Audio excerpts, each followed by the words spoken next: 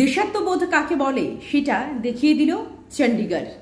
আজ ঘোষণা করা হয়েছিল যে বর্তমান যে পরিস্থিতি রয়েছে, ভারত পাক যে একেবারে যুদ্ধের আবহের মধ্যে 18 ঊর্ধ্ব যারা রয়েছেন, চণ্ডীগড়বাসী যারা রয়েছেন, তাদেরকে বলা হয়েছে যে যদি স্বেচ্ছায় কেউ সিভিল ডিফেন্সে আসতে চায় তবে তারা আসতে পারেন।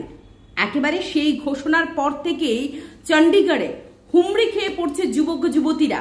তাদের একটাই কথা, এই সুযোগ আমরা কোনোভাবেই হাতছাড়া করতে চাই না। সিভিল ডিফেন্সে নাম লেখাতে চাই আমরা, দেশের জন্য এই মুহূর্তে কাজ করতে চাই আমরা। স্যালুট সেই সমস্ত যুবক যুবতীদের যারা এই সময়ে যখন দেশ এই একেবারে তরুণদের যখন চাইছে, ঠিক এরকম সময়ে প্রত্যেকে ঘর থেকে বেরিয়ে এসে বলছেন দেশের জন্য কাজ করতে চাই আমরা, পাকিস্তানকে যোগ্য জবাব দিতে চাই আমরা। জয় হোক ভারতের প্রতিটি সন্তানের, জয় হোক ভারত মাতার, জয় হিন্দ।